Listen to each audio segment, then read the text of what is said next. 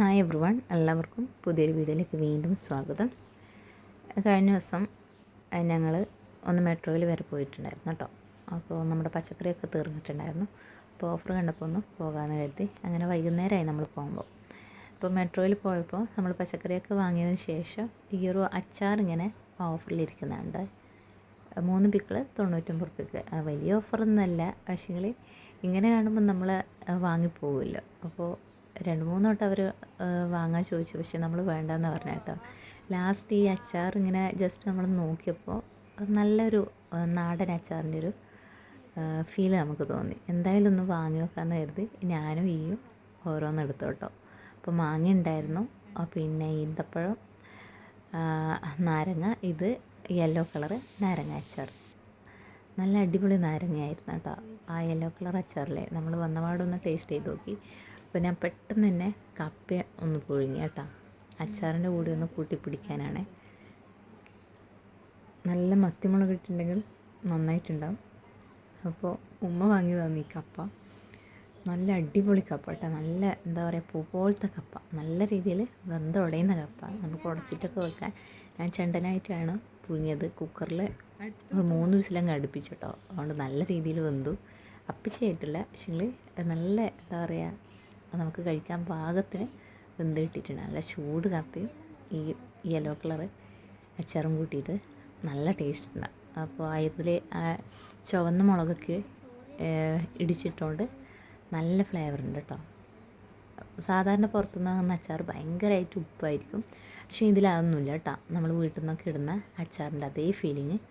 നല്ല അടിപൊളി അച്ചാറായിരുന്നു കേട്ടോ. വാങ്ങിയത് എന്തായാലും നഷ്ടമായില്ല. അപ്പോൾ രാത്രി നമ്മൾ അങ്ങനെയൊക്കെ കപ്പയൊക്കെ തിന്നിട്ടായിരുന്നു അന്ന് കിടന്നത്. ചോറും ഉണ്ടായിരുന്നു കേട്ടോ. ചോറൊക്കെ ബാക്കിയായിരുന്നു. പിറ്റേന്ന് നമ്മൾ ദോശ, ഉഴുന്നുദോശ അന്ന് ഉണ്ടാക്കുന്ന നാസ്ത കേട്ടോ. അപ്പോൾ ഇന്ന് എനിക്ക് ഹോസ്പിറ്റലിൽ പോകണം, എൻ്റെ ടെസ്റ്റിൻ്റെ ദിവസമാണ് കേട്ടോ. അപ്പോൾ രാവിലെ തന്നെ ഉഴുന്നുദോശ ഉണ്ടാക്കാമെന്നായിരുന്നു. നമ്മുടെ കടച്ചക്ക കറി നീട്ടി വെച്ചുകൊണ്ട് നമുക്ക് ഇഷ്ടംപോലെ കറി ഉണ്ടായിരുന്നു കേട്ടോ. അപ്പോൾ തലേ ദിവസം നമ്മൾ കപ്പ വെച്ചുകൊണ്ട് ചോറങ്ങനെ ആരും കഴിച്ചില്ല. അതുകൊണ്ട് കറി ചൂടാക്കി വെച്ചുകൊണ്ട് കിടന്നായിട്ടില്ല. നല്ല ടേസ്റ്റ് ഒന്നും കൂടി കൂടിയെന്ന് പറയാം. രാവിലെ ഉഴുന്നുദോശയാണ് ഉണ്ടാക്കുന്നത്. അപ്പോൾ കറിയായിട്ട് കടച്ചക്ക കറി കൂട്ടാമെന്ന് കരുതി കേട്ടോ. ചട്നിയൊന്നും ആക്കിയിട്ടില്ല, തേങ്ങ വറുത്തരച്ച കറിയല്ലേ. പിന്നെ നമ്മൾ ഒലിവ് ഓയിൽ ജസ്റ്റ് ഒന്ന് സ്പ്രെഡ് ചെയ്തിട്ടാണ് ദോശ ചുടുന്നത് കേട്ടോ.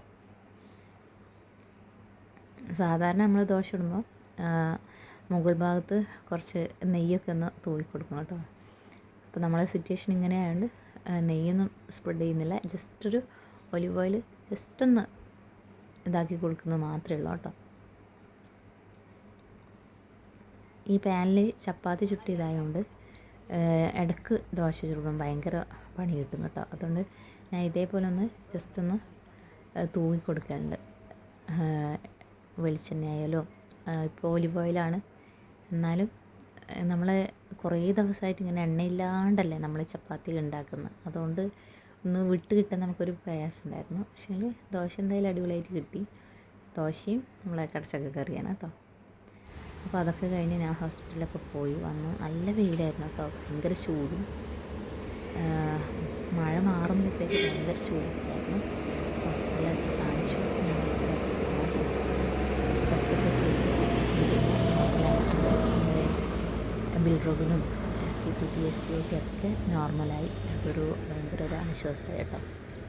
അപ്പോൾ 10 ദിവസത്തേക്കും കൂടി ഡോക്ടർ മരുന്ന് തന്നിട്ടുണ്ട്. അപ്പം മീനൊക്കെ കഴിച്ചോളാൻ പറഞ്ഞിട്ടുണ്ട്, കറി വെച്ചിട്ട് കേട്ടോ.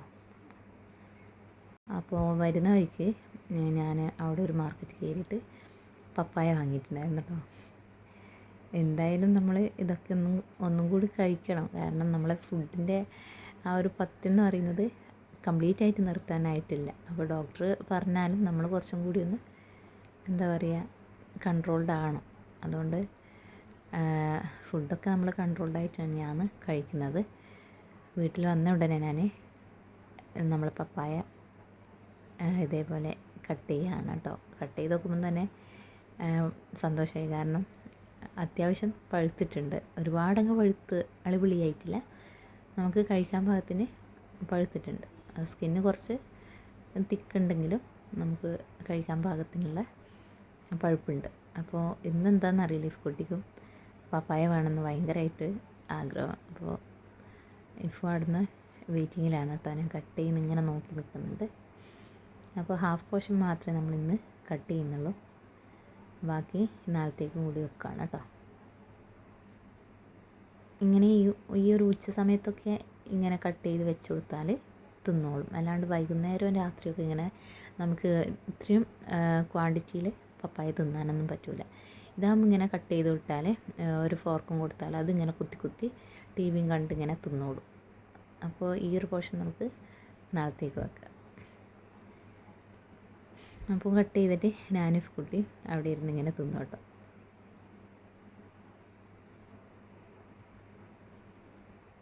നല്ല പപ്പായായിരുന്നു കേട്ടോ. അതിനിടയിൽ നമ്മൾ മീഷോയിലൊരു ബെഡ്ഷീറ്റ് ഓർഡർ ചെയ്തിട്ടുണ്ടായിരുന്നു. അതിൽ വന്നിട്ടുണ്ടായിരുന്നു കേട്ടോ. നമ്മുടെ ആ ഗ്രേറ്റ് ഇന്ത്യൻ മഹാസെയിൽ നടക്കുന്ന സമയത്ത് ഓർഡർ ചെയ്തതാണ്. 240 രൂപയാണ് കേട്ടോ ഈ ഒരു ബെഡ്ഷീറ്റിൻ്റെ റേറ്റ് വരുന്നത്. അങ്ങനെ നമ്മൾ ബെഡ്ഷീറ്റിൻ്റെ കവറൊക്കെ ഒന്ന് റിമൂവ് ചെയ്തു, ബെഡ്ഷീറ്റിങ് പുറത്തെടുത്തു. നമ്മൾ ഫോട്ടോയിൽ കണ്ട പോലത്തെ സെയിം ബെഡ്ഷീറ്റ് തന്നെയാണ് നമുക്ക് കിട്ടിയിട്ടുള്ളത് കേട്ടോ. കളറാവട്ടെ ആ പ്രിൻ്റ് ആവട്ടെ എല്ലാം അതേപോലെ നമുക്ക് കിട്ടിയിട്ടുണ്ട്. ഇപ്പം എന്താണെന്നറിയില്ല, മീഷോയിൽ നല്ല നല്ല സാധനങ്ങൾ അവൈലബിൾ ആണ് കേട്ടോ. അതേപോലെ ഓഫർ സെയിലിനാണെങ്കിൽ ചെറിയ വിലക്ക് നല്ല സാധനം കിട്ടുന്നുണ്ട്. നല്ല പ്യുവർ കോട്ടനാണ്, നല്ല മെറ്റീരിയൽ കേട്ടോ. നല്ല സോഫ്റ്റ് ആയിട്ടുള്ള ബെഡ്ഷീറ്റ്. പില്ലോ കവറാണിത്, 2 പില്ലോ കവറും ബെഡ്ഷീറ്റുമാണ് കേട്ടോ. ഇതിൻ്റെ കളർ കണ്ടിട്ടാണ് ഞാനൊന്ന് വാങ്ങിയത് കേട്ടോ. ജസ്റ്റ് ഞാനൊന്ന് നിവർത്തി കാണിച്ചു തരാം. വലുതായിട്ട് നിവർത്തുന്നില്ല, ആ ഒരു പ്രിൻ്റ് കാണിച്ചു തരാൻ വേണ്ടിയിട്ടാണ് കേട്ടോ. ഉണ്ടാ നല്ല ഫ്ലവറും ഈ ഒരു എന്താ പറയുക, പിങ്കാണോ, പിങ്കും വൈറ്റും കോമ്പിനേഷൻ നല്ല രസമുണ്ടായിരുന്നു.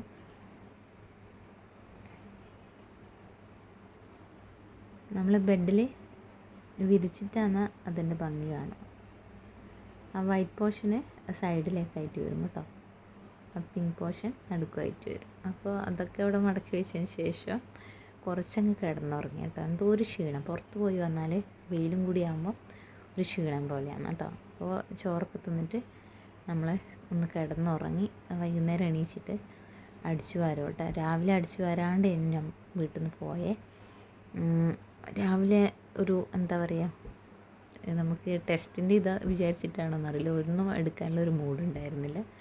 അപ്പോൾ ടെസ്റ്റൊക്കെ റിസൾട്ടൊക്കെ കിട്ടിയപ്പോൾ അൽഹംദുലില്ലാ ഒരു സമാധാനമായി. അപ്പോൾ വീട്ടിൽ വന്നിട്ട് വേഗം അടിച്ചു വാരിയിട്ട് അകൊക്കെ ഒന്ന് അടിച്ചു വാരി ക്ലീൻ ചെയ്യലാണ് കേട്ടോ. ബെഡ്ഷീറ്റൊക്കെ അവിടെ മടക്കി വെച്ചിട്ടുണ്ട്. വരുന്ന വഴിക്ക് കുറച്ച് ഡീസലും നമ്മൾ വാങ്ങിയിട്ടുണ്ട് കേട്ടോ. ഇതെന്തിനാന്നല്ലേ, നമ്മളെ നിൽക്കുന്ന വീട്ടിൻ്റെ ചുറ്റും ഭയങ്കര പാമ്പിൻ്റെ ശല്യമാണ് കേട്ടോ. അപ്പോൾ ചുറ്റും ഒന്ന് ഇതേപോലെ ഒരു ഓട്ടയാക്കിയിട്ട് ജസ്റ്റ് ഒന്ന് സ്പ്രെഡ് ചെയ്ത് കൊടുത്താൽ ആ പാമ്പിൻ്റെ ശല്യം ഉണ്ടാവില്ല എന്നൊക്കെ പറയുന്നുണ്ട് കേട്ടോ. മണ്ണെണ്ണയൊന്നും ഇപ്പം കിട്ടാനില്ല, അതിന് പകരം നമുക്ക് ഡീസൽ വെച്ച് അഡ്ജസ്റ്റ് ചെയ്യാമെന്ന് കരുതി. അതുകൊണ്ടാണ് ഈ ഡീസൽ ഇങ്ങനെ കുപ്പിയിൽ വാങ്ങിയ കേട്ടോ. കുപ്പിയിലൊന്നും ഇപ്പം കിട്ടുന്നില്ല, അങ്ങനെയൊന്നും കൊടുക്കാൻ പാടില്ല എന്ന് പറയുന്നുണ്ട്. പക്ഷെ നമ്മളെ നിർത്തികേട് കൊണ്ട് നമ്മൾ എന്താ പറയുക, 2 ദിവസം മുന്നേ വീട്ടിൻ്റെ ഉള്ളിൽ ഒരു ചേരപ്പാമ്പ് കയറിയിട്ടുണ്ടായിരുന്നു കേട്ടോ. നമുക്ക് പുറത്ത് പാമ്പിനെ കാണുമ്പോൾ പ്രശ്നമില്ല, പക്ഷെ വീട്ടിൻ്റെ ഉള്ളിൽ പാമ്പിനെ കാണുമ്പോൾ ഭയങ്കര പേടിയാണ്. കോലയും കൂടി ഒന്ന് അടിച്ചു വാരിയിട്ടുണ്ട്. അപ്പോൾ ഇപ്പോൾ ഒരു മഴേൻ്റെ സാധ്യതയൊന്നും, നല്ല വെയിലാണ് കേട്ടോ. അതുകൊണ്ടായിരിക്കും ഭയങ്കര ചൂട്, മഴ മാറുമ്പോഴത്തേക്ക് ചൂടാണ്. പിന്നെ നമ്മളെ സാധനങ്ങളൊന്നും എടുത്തു വെച്ചിട്ടില്ലായിരുന്നു കേട്ടോ. അപ്പോൾ മെട്രോന്ന് വാങ്ങിയ സാധനങ്ങളും അതേപോലെ ഉണ്ടായിരുന്നു. പിന്നെ നമ്മൾ ഫ്രിഡ്ജിലെ സാധനങ്ങളൊക്കെ ഒന്ന് പുറത്ത് എടുത്തിട്ടുണ്ടായിരുന്നു.